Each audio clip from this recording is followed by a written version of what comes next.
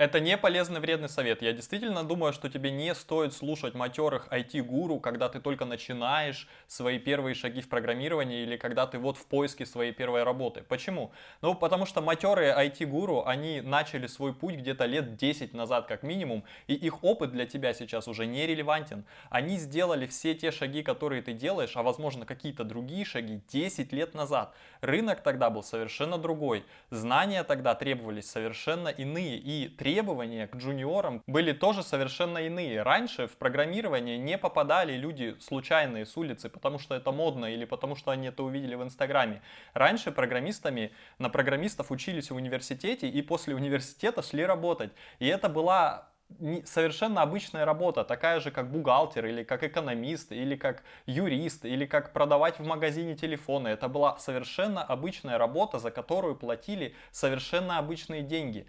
Потом все очень резко изменилось, и сейчас это очень модно. Но тот опыт, который мы, такие как я, заработали тогда, начиная свою первую работу, ища свою первую работу и как я делая какие-то свои первые шаги, сейчас он тебе вообще никак не пригодится. Сейчас ситуация иная. Что нужно тебе сделать? Тебе нужно найти человека, который впереди тебя на несколько шагов.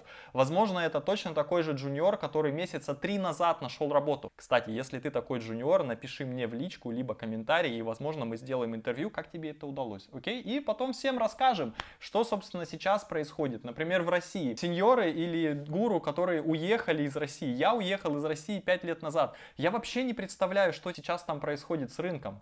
Как найти работу джуниору в Москве? Я не жил в Москве, я ненавижу этот город. Как устроиться фронтенщиком? Я не устраивался джуниором-фронтенщиком. Я устраивался фуллстеком. Это тогда называлось веб-мастер. Я устроился, можно сказать, по знакомству, потому что дизайнер, который работал в той компании, сказал, что у него есть отличный парень, вот такой пацан, который умеет немножко программировать на PHP. Я пришел, со мной поговорил директор, и на следующий день я начал работать. Все, никаких проблем не было, никаких там у белой доски собеседований, ничего. Я говорю, что сейчас, конечно, возможно, есть такие компании, они точно есть, где точно так же можно по знакомству устроиться веб-мастером и работать. Но ты ведь не этого хочешь, правильно? Ты ведь не это видишь в Инстаграме, на Ютубе. Ты хочешь красивую жизнь с хорошим макбуком, там, с дорогим телефоном, вот, со смузи и со всеми этими причиндалами. Но эти причиндалы даются довольно тяжело. И насколько я слышал, сейчас они даются через вот эти вот собеседования по 5 часов, которые не каждый джуниор может вообще выдержать, не каждый человек вообще может выдержать. И некоторые люди на самом деле отказываются от программирования именно по этой причине. Потому что они попадают на такое первое интервью, их там прессуют, и все. Они идут разрабатывать сайты в какое-нибудь агентство, где с них ничего особенно не требуют. Или идут работать дальше на свою профессию. И в этом нет ничего плохого. Вот, в этом нет ничего плохого. Я понимаю, что я отхожу от темы, но я думаю, что мой посыл понятен. Тебе, возможно, нужен гуру, но гуру нужен тебе, чтобы построить какое-то тебе стратегическое развитие. Но для тактических действий каких-то тебе нужен не гуру. Тебе нужен человек, который впереди тебя буквально там на полгода, на 3 месяца даже. Еще лучше, человек, который только что устроился на работу, который только что прошел курс молодого бойца, и вот он готов, вот он только что прошел свое первое интервью, или это было у него 10-е интервью, потому что с первого интервью попасть на хорошую работу не всем удается. Вот, и нет таких вот работ, на которых джуниоров берут с первого интервью безо всяких этих вопросов. Нет такого. Вот таких людей тебе надо искать.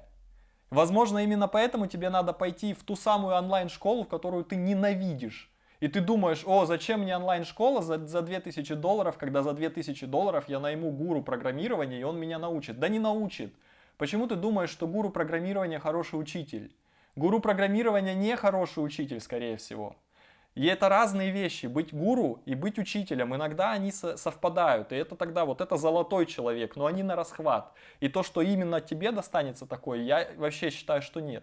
Потом разработать программу обучения, компактно дать и проверить знания, это действительно работа, это совершенно другой уровень. И те люди, они именно нацеливаются на ситуацию сейчас. Не на ситуацию, которая была 10 лет назад, 5 лет назад. Я понимаю, что я хожу вокруг одного и того же уже 3-й круг. Если ты считаешь, что я не прав, напиши мне в комментариях. Если ты тот самый человек, который только нашел свою первую работу, напиши в комментариях, как тебе удалось. Вот, возможно, мы с тобой поговорим. Возможно, ты начнешь канал. Возможно, ты расскажешь всем, каково это сейчас. а не 10 лет назад. На этом у меня точно сегодня все. Спасибо, что смотрите. Пока-пока. Да, подписывайтесь, лайкайте, вот это вот все, вот это вот. И у меня еще есть Инстаграм, и я там показываю, как это клево быть айтишником. И я не записывал, да? Который только что прошел курс Марадова.